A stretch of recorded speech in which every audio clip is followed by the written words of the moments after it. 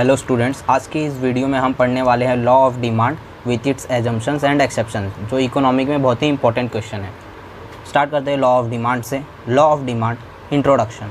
The law of demand was introduced by Professor Alfred Marshall in his book Principles of Economics, which was published in 1890। Law of demand को introduce किया था professor Alfred martial ने उनकी book में। वो book का नाम है principles of economics, which was published in 1890। वो बुक पब्लिश्ड हुई थी 1890 को। The law of demand explains the functional relationship between price and quantity demanded. Law of demand explain करता है प्राइस और क्वांटिटी डिमांड के बीच का रिलेशन कैसा है। वो रिलेशन हम स्टेटमेंट ऑफ द लॉ में पढ़ेंगे। तो अब हम बढ़ते हैं स्टेटमेंट ऑफ द लॉ की तरफ। Statement of the law, according to professor Alfred Marshall, other things being equal. अब ये अदर थिंग्स का मीन्स मतलब है फैक्टर और डेटर्मिनेंट्स। डेटर्मिनेंट्स में आते हैं प्राइस, इनकम, पॉपुलेशन एक्सेट्रा। वो सबको एज्यूम किया गया है कि वो इक्वल ही रहें, उनमें कोई चेंजेस ना आए प्राइस के अलावा। Higher the price of a commodity, smaller is the quantity demanded. अगर कोई कमोडिटी या प्रोडक्ट का प्राइस जो है वो हाई है तो हम उसे कम खरीदेंगे। ये कंज्यूमर बिहेवियर होता है। अगर कोई प्रोडक्ट की प्राइस जो है वो हाई है तब हम उसे कम क्वांटिटी में ख़रीदते हैं। फॉर एग्जांपल अनियन का बेसिकली जो प्राइस है वो मार्केट में फ्लक्चुएट होता रहता है। हम एज्यूम करके चलते हैं 1 kg का प्राइस ₹40 है। अगर वो 40 से इंक्रीज़ होकर 60 पर हो गया तो प्राइस क्या हुआ, बढ़ गया। अब हमें नीड थी अनियन की 2 kg, बट प्राइस के बढ़ने की वजह से हमने अनियन 1 kg परचेस किया, हमने डिमांड कम कर दिया प्राइस के वजह से। And lower the price of a commodity, larger is the quantity demanded. अगर कोई प्रोडक्ट का प्राइस जो है वो कम है, larger is the quantity demand, तो हम उसका जो डिमांड करते हैं वो लार्जर क्वांटिटी में करते हैं। फॉर एग्ज़ाम्पल, अगर सपोज़ ₹60 से उसका प्राइस कम होकर ₹30 पर हो गया तो प्राइस क्या हुआ, कम हो गया। और हमें नीड थी अनियन की इस टाइम पे 1 kg की, बट प्राइस कम होने की वजह से हमने सोचा इसको थोड़े ज़्यादा क्वांटिटी में परचेज़ कर लेते हैं। तब हमने 2 kg परचेज़ किया तो इसका डिमांड क्या है वो बढ़ गया प्राइस के वजह से। आई होप ये आपको समझा होगा। अब हम आगे बढ़ते हैं। नोट, ये जो पेंसिल से मैंने जो भी लिखा है वो मैंने बस आपके अंडरस्टैंडिंग पर्पज़ के लिए लिखा है, आपको ये पेपर में नहीं लिखना है। अब प्राइस बढ़ रहा है, क्वांटिटी डिमांड कम हो रहा है, प्राइस कम हो रहा है, क्वांटिटी डिमांड बढ़ रहा है। इसमें आप एरो का डायरेक्शन देख सकते हैं, अपोजिट डायरेक्शन में, अप डाउन। अगर ये जो डायरेक्शन है उसका अपोजिट रहेंगे तो उसको हम बोलते हैं इन्वर्स रिलेशन। अब वही हम सेकंड केस में देखते हैं। अगर प्राइस भी हाई हो रहा है, डिमांड भी हाई, वैसे इधर पे लो मीन्स इसका जो डायरेक्शन है सेम जा रहा है, अप। डायरेक्शन जो है अगर वो सेम रहेगा तब हम उसे बोलते हैं डायरेक्ट रिलेशन। अब ये जो हमने लॉ ऑफ डिमांड पढ़ा, ये इसका जो रिलेशन है वो कैसा है, इन्वर्स है या डायरेक्ट? इन्वर्स है। क्यों? Higher the price lower the demand, opposite जा रहा है तो इसका जो रिलेशन है वो इन्वर्स रहेगा। अब हम देखते हैं ये स्टेटमेंट ऑफ द लॉ को सिंबॉलिकली कैसे रिप्रेजेंट करते हैं। Symbolically, D of x is equals to f of p of x. D means demand for a commodity, x means commodity, f means function, p of x means price of a commodity. अब इसका लिखने का मतलब ये है, demand of a commodity is equals to function of price of a commodity. इसका जो मतलब होता है वो डिमांड जो है वो प्राइस पर डिपेंड है। प्राइस अगर हाई होगी तो हम डिमांड लो करेंगे, वो प्राइस की वजह से हम सब डिमांड पर इफ़ेक्ट डाल रहे हैं, तो इसके लिए इसे ऐसा लिखा जाता है। अब हम बढ़ते हैं डिमांड शेड्यूल की तरफ। डिमांड ऑफ द शेड्यूल में आपको क्या करना है, 2 कॉलम बनाने हैं। एक कॉलम में आपको लिखना है प्राइस ऑफ कमोडिटी एक्स और सेकेंड कॉलम में आपको लिखना है quantity demand of commodity x in KGs. अब हमने प्राइस में लिखे हैं 50, 40, 30, 20, 10। आप यहाँ से अपनी मर्ज़ी से भी नंबर्स दे सकते हैं। और क्वांटिटी डिमांड में हमने लिखा है 1, 2, 3, 4, 5। अब ये टेबल का मैं आपको मतलब समझाता हूँ। प्राइस ऑफ अ कमोडिटी, हम कमोडिटी कोई भी एज्यूम करते हैं, कमोडिटी है ग्रेप्स। अब जब ग्रेप्स का प्राइस जो है मार्केट में वो ₹50 है तो हम उसका जो डिमांड करेंगे 1 kg करेंगे डिमांड। अब जैसे ही प्राइस जो है 50 से 40 होता है ग्रेप्स का, तो हम 1 kg से अपना डिमांड बढ़ाकर 2 kg पर कर देंगे। तो प्राइस क्या हुआ, कम हुआ, डिमांड क्या हुआ, बढ़ गया। वैसे ही प्राइस अगर 40 से फॉल होकर 30 पर आया तो क्या हुआ, प्राइस कम हुआ। तो हमने डिमांड जो है अपना इंक्रीज़ कर दिया 3 kg पर, 3 kg। तो यहाँ पर भी क्या हुआ, प्राइस कम, क्वांटिटी डिमांड ज़्यादा। वैसे ही 10 पर भी जब प्राइस 10 पर आ गया, हमने डिमांड 5 kg पर इंक्रीज़ कर दिया। अब यही टेबल को हमें एक्सप्लेन करना है। तो आपको लिखना है in the above schedule at price of commodity X is ₹50। जब प्राइस जो है 50 था, डिमांड इज़ ओनली 1 kg, तो उसका जो डिमांड है वो सिर्फ 1 kg था। अब हम 40, 30, 20 को एक्सप्लेन नहीं करते बैठेंगे, हम सीधा आते हैं 10 पर। तो जब 10 रुपीज़ प्राइस हो गया उसका, मतलब प्राइस फॉल हो गया, वही लिखना है हमें। Further when price of commodity X decreases to ₹10, 50 से 40, 30 होकर डिक्रीज़ हो गया 10 पर, वही हमने लिख दिया। तो उसका डिमांड क्या हुआ, 5 kg पर इंक्रीज़ हो गया, 1, 2, 3 से लेकर 5 पर इंक्रीज़ हो गया। तो डिमांड इंक्रीजेस टू 5 kg। तो ये हमने पूरे शेड्यूल में क्या सीखा, जब प्राइस कम हो रहा है तो डिमांड बढ़ रहा है, जब प्राइस बढ़ रहा है तो डिमांड कम हो रहा है। उसी को लिखना है। Thus the schedule explains when the price is higher demand is smaller and when the price is lower demand is larger. अब हमें यही शेड्यूल को ग्राफ के थ्रू रिप्रेजेंट करना है। आइए देखते हैं। ग्राफिकल रिप्रेजेंटेशन ऑफ डिमांड, हमें एक्स एक्सिस बनाना है and Y axis. X axis पर हम रिप्रेजेंट करेंगे क्वांटिटी डिमांड को। क्वांटिटी डिमांड 1, 2, 3, 4, 5, 1, 2, 3, 4, 5 हमने लिख दिया। वैसे ही सिमिलरली वाई एक्सिस पर हमें प्राइस को रिप्रेजेंट करना है 50, 40, 30, 20, 10, 50, 40, 30, 20, 10। अब हमें पॉइंट्स प्लॉट करने हैं। 50 जब हमारा प्राइस 50 है तो डिमांड है 1 kg। वैसे ही प्राइस पे जाना है आपको 50 और क्वांटिटी डिमांड पे जाना है आपको 1 पे। 51 पे जो पॉइंट मिल रहा है उस पॉइंट को आप प्लॉट कर दीजिए। वैसे ही 40 और 2 पे जब जो पॉइंट मिल रहा है उसे प्लॉट कर दीजिए। 40 और 2 पॉइंट प्लॉट। वैसे ही 33, 30 और 3 पर। सिमिलरली 20 और 4 पर 24 पॉइंट प्लॉट। वैसे ही 10 और 5 पर पॉइंट प्लॉट। तो जितने भी पॉइंट्स यहाँ पर प्लॉट हुए हैं, आप जब उसे अटैच करोगे तो हमें एक लाइन मिलेगी। वो लाइन को नाम देना है DD। DD means demand. अब ये जो हमने ग्राफ जो रिप्रेजेंट किया है उसे हमें एक्सप्लेन करना है जैसे हमने शेड्यूल को किया था। तो आइए देखते हैं एक्सप्लेन कैसे करना है। इन द अबो डायग्राम, ये डायग्राम में एक्स एक्सिस रिप्रेजेंट करता है क्वांटिटी डिमांड। एक्स एक्सिस जो है रिप्रेजेंट करता है क्वांटिटी डिमांड, उसी को लिख दिया हमने। Y axis represent price. Y axis क्या रिप्रेजेंट करता है, price. DD is the demand curve. जैसे मैंने आपको पहले बताया था, DD मीन्स डिमांड कर्व, वही आपको लिखना है। DD is the demand curve with slopes downward from left to right. अब ये downward from left to right क्या है वो हम समझते हैं। ये जो हमारा पेंसिल का साइड है वो क्या है, लेफ़्ट हैंड साइड, और जो ये पेन का साइड है वो है हमारा right hand side. Left hand side में हमारा जो डिमांड है पहले ही अपर केस में है, वैसे ही राइट हैंड साइड पर आते हुए वो क्या हो रहा है, डाउनवर्ड जा रहे हैं। किधर से, लेफ़्ट से राइट में डाउनवर्ड जा रहे हैं। वही आपको लिखना है demand curve with slopes downward from left to right. अब हम बढ़ते हैं एजम्पशंस की तरफ। लॉ ऑफ डिमांड में हमने क्या पढ़ा था, डिमांड जो है वो डिपेंड रहता है प्राइस के ऊपर। प्राइस बढ़ता है तो हम डिमांड कम कर देते हैं, तो वो डिपेंड है प्राइस के ऊपर। अब एजम्पशंस मीन्स हमने कुछ फैक्टर्स को एज्यूम किया गया है कि इनमें कोई चेंजेस ना आए। अब वो चेंजेस क्यों ना आए, हमने क्यों ये एज्यूम किया है, वो हम आगे देखते हैं।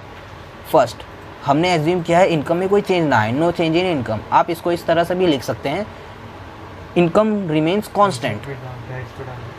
It is assume that the income remains unchanged. ये एजम्पशन है तो हमको एज्यूम करना है कि इनकम रिमेन्स अनचेंज, इनकम में कोई चेंज ना आए।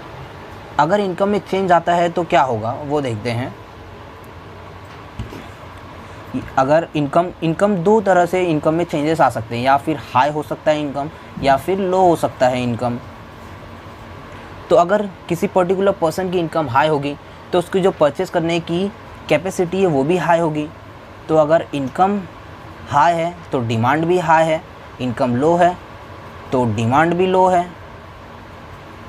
If there is a rise in income people may demand more at a given price.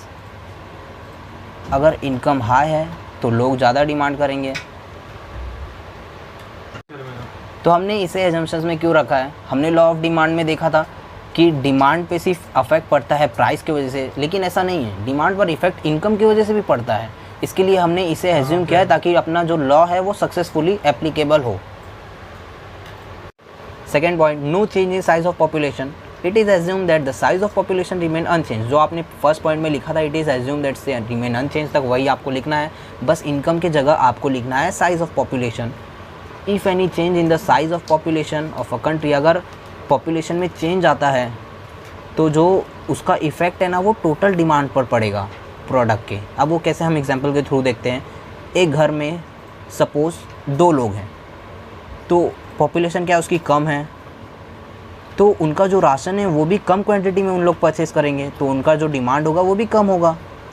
और अगर सेकंड घर में जो है वो 4 लोग हैं वो घर में, तो उसका पॉपुलेशन हाई है, तो उनका जो राशन होगा वो परचेज क्वांटिटी की हाई होगा उसका, तो डिमांड उसका हाई होगा।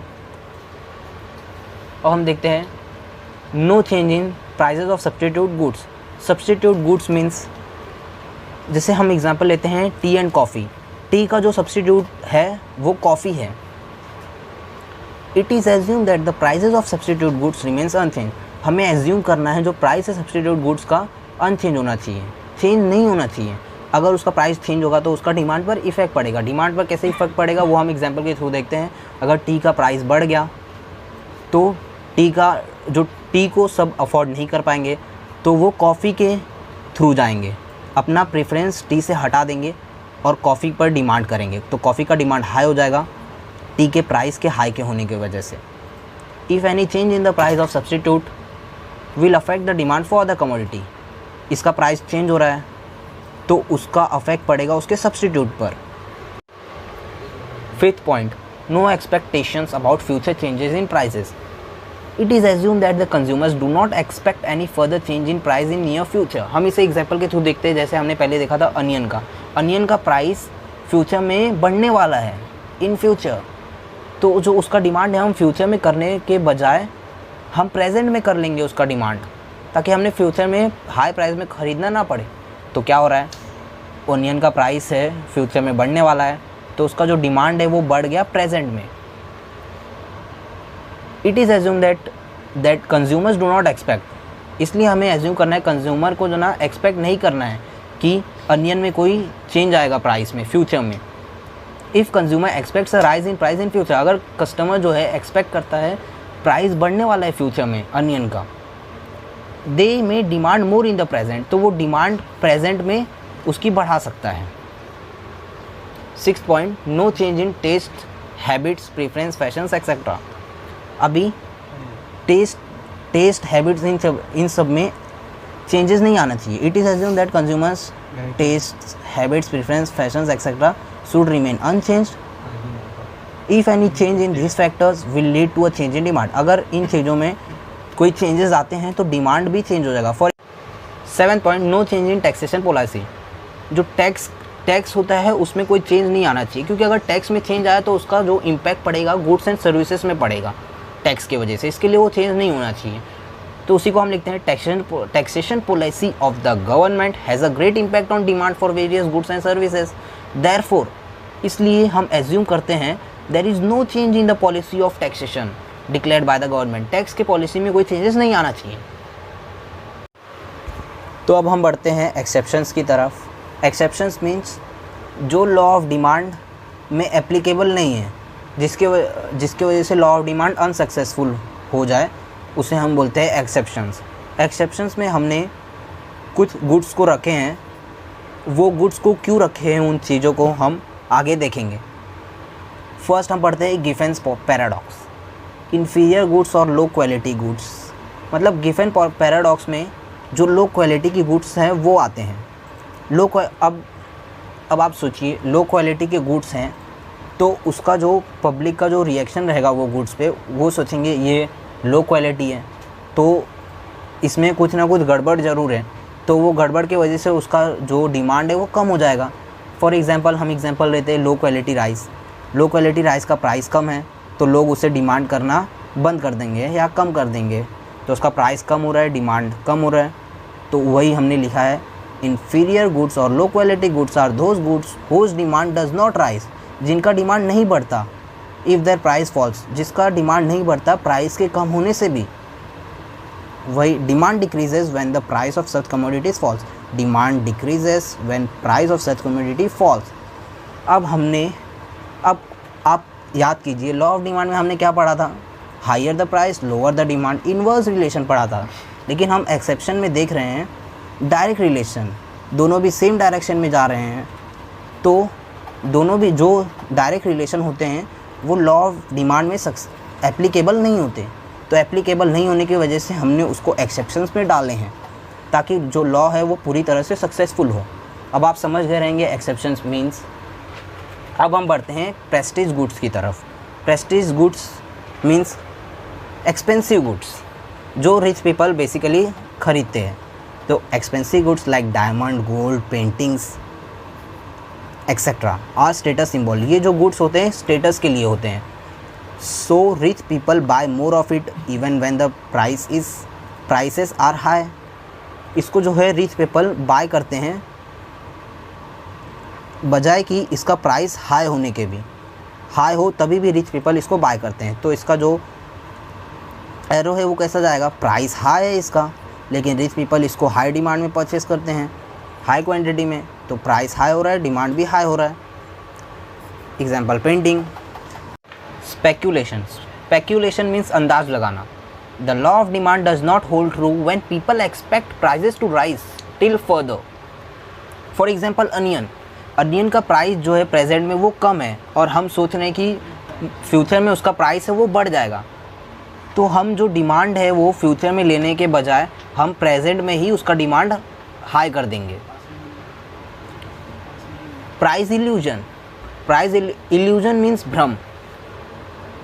कस्टमर्स को एक भ्रम रहता है कि जो प्रोडक्ट का प्राइस हाई है उसका जो क्वालिटी है वो हाई रहेगी। तो उसके वजह से प्राइस जब उसकी हाई होती है तो भी डिमांड जो है हाई क्वांटिटी में होती है। तो प्राइस हाई, डिमांड हाई।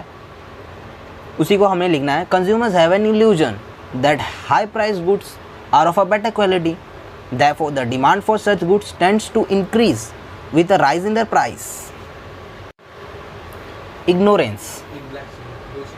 अब कस्टमर्स कोई समझो पर्टिकुलर मार्केट में गया, उस मार्केट में वो प्रोडक्ट की प्राइस जो है वो उसे नहीं पता कि प्रोडक्ट की प्राइस क्या है। तो उसको जो ओनर रहेगा वो जो भी प्राइस बोलेगा उस प्राइस में वो परचेस करने को रेडी हो जाएगा। कस्टमर अगर उसकी हाई प्राइस भी बोलेगा तो उसकी डिमांड वो करेगा ही कस्टमर, क्योंकि उसको प्राइस नहीं पता है। उसके वजह से जब प्राइस हाई होगा तो डिमांड भी हाई होगा। Sometimes due to ignorance people buy more of a commodity at a high price. वो इग्नोर रहता है प्राइस से तो वो बाय कर लेता है ज़्यादा कमोडिटी हाई प्राइस में ही। दिस में happen when consumer is ignorant about the price of that commodity. Habitual goods. अब कोई एडिक्टेड पर्सन है जिसको गंदी आदत है टोबैको और सिगरेट खाने की, पीने की, तो उसका जो प्राइस है टोबैको का इंक्रीज़ होते जाएगा तो भी वो एडिक्टेड पर्सन है तो भी वो डिमांड उस कमोडिटी की करेगा ही हाई क्वांटिटी में। तो due to habit of consumption certain goods like tobacco, cigarette etcetera is purchased even at higher a price